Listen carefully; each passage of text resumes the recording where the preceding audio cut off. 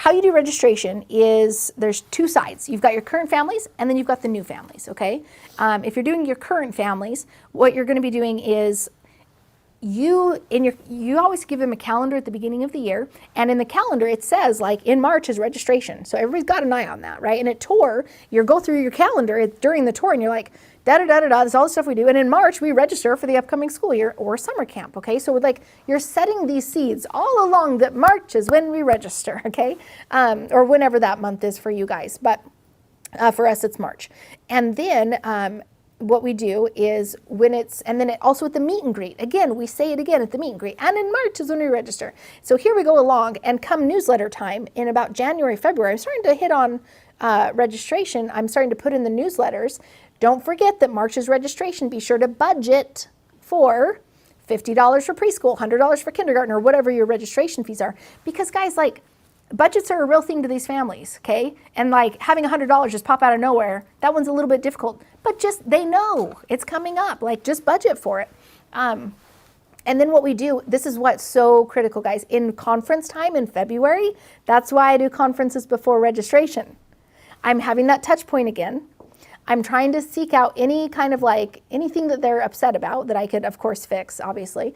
But also I'm having the conversation, what are your plans for the fall, right? Or are you thinking about, like, so for instance, if they are graduating, I would say, have you thought about what your plans are for kindergarten for the fall, right? And I'm having that dialogue like, yeah, we really want to do your private kinder, but, or yeah, I'm just excited for registration so we can get into your private kinder, like whatever the dialogue is, right? Or, oh yeah, their brother goes to Hunter Elementary, so that's where they'll go to.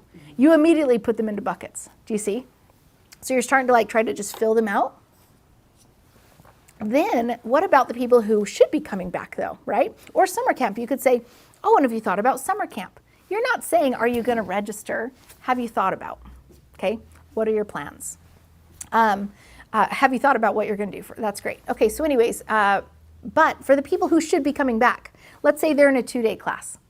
You don't say, are you coming back in the fall? You literally say, oh, and by the way, you know, after you've done your assessment, right, little thing, by the way, have you thought about 2 days for next fall, or are you thinking 3? Why not? Do you see what I'm saying?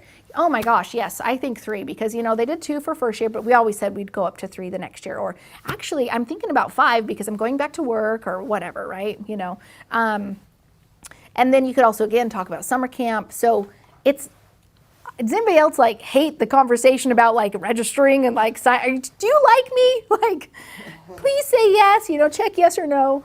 Like, I hate that. But it's just a conversation. You guys have already built up the rapport. They love your preschool. Okay, they're still in it. It's February. They love you. Okay, unless they're moving, right? They're gonna, of course, re-register. And then you hear any of the what do you call it? Kickbacks, but the what's that word? The things that are the wrong. The thing. Whatever. Okay.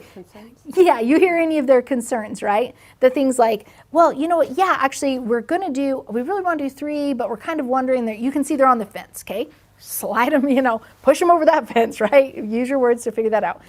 Or you could hear them say, yeah, but you know what? You know, there was, I've got this little baby and I'm thinking about going to work. And so you can have that dialogue. You just hear any concerns, right? That are going to prevent them from registering in March.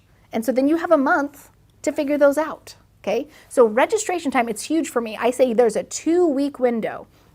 You got 2 weeks. Everybody gets their packet, like when you come to preschool the very first time and you leave preschool on that beginning of the first, okay. So there's a 2-week window, and at the very first class day of the 2-week window is when you get your registration packet, okay? So like it's a big red envelope and it's super obvious. And you know, we wave it to the parents, guys, this is your registration envelope right here, okay? It is first come, first serve, and we hand them out to the kids, okay? So whoever gets these back first gets the prime spots in the fall. That's how we do this. They know they get first pick, okay? So the kids go home. It's rare. Parents don't really like sit in the car and do them. Maybe some will, but usually it's like the next day of preschool, they're turning them back in, okay? So you have usually 4 days or 6 days, depending on your schedule of when they come, to get those back in. And you're starting to like cross off kids. Okay, yep, they brought them in, etc. And then all of a sudden you've hit 1 week and you're like, okay, what about so-and-so's, right? Then it's literally a text. hey, I haven't seen your registration packet come back. I just wanted to confirm, did you want that 3-day class for the fall? You know, or like, did you have a question about the 3-day class? Because I already know what the conversation is I have with them, right? I already know what I need, like that dialogue, whatever that dialogue needs to finish as. Oh yeah, I'm so sorry, I forgot about that, right? Or, you know what, and then again, maybe a concern pops up, we're having that dialogue again. And then by Friday, so after the 2 weeks, and it's spring break, it's right before spring break. This comes really well because it's like, it's just kind of like solidified in the calendar. It always comes right before spring break. So you gotta get it in before spring break, because after spring break, I open up registration to everybody, okay? So what happens during spring break then, after I get everybody, put everybody in their spots, I see what's left. Spring break, I'm gearing up for my flyers. I do huge flyer pushes. You guys already know about it, but basically, you know, 4,000 to 5,000 flyers out to the entire community of subdivisions. And on that day, it's over, right? Like as far, I mean, we don't always fill up or anything, but the point is, if you didn't have your spot, it's likely to have been taken. Okay, and then of course, as I'm getting those phone calls, I'm registering batches. Yeah. Cool, let's get you signed up for that tour, da-da-da-da-da. Okay, that's how I do registration. And then I try to chunk my marketing too, because if you're already spending $2,000 in flyers, or if you're already spending $200 in Facebook ads, why not have them running at the exact same time? Don't do this like, I'm gonna do flyers in August, I'll do Facebook in September, I'll do postcard in October. Do you know what I'm saying? Hit it all at once.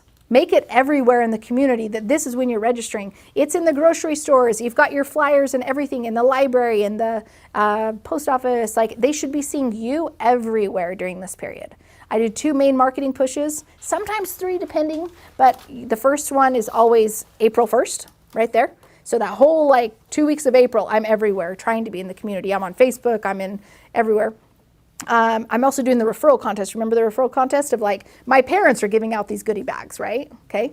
August, I do a huge push the first Monday of August. This is the key, guys, not July, okay? It gets tricky sometimes in calendars where it gets kind of funky, but always the first Monday of August is where I hit hard. All my flyers go out, Monday, Tuesday. Don't have anything hit Saturday. No, everybody's busy. But because all of a sudden August, mind changes in people. They see the Walmart back to school sales, right? They got all the crayons. They're thinking about, oh my gosh, and they're frustrated. They got to think about school, but it happens. I just got an email from the school stating that so-and-so is back to school day for the school, you know, and I wonder, you know, Jimmy John sandwiches. Jimmy is going into elementary, and I wonder what I'm going to do with Billy, you know, because he's about preschool age. You see what's happening? And then the last push I might do, if I have a brand new class, or if I'm like, I'm going to open a new class, or if I'm just like, I need that extra bunch of students or something, I'll do another push right the very first Monday in January after the Christmas break. So New Year's is over, it's the very first Monday back. Not the very first Monday of school back, just the very first Monday in January, which sometimes coincides with school. But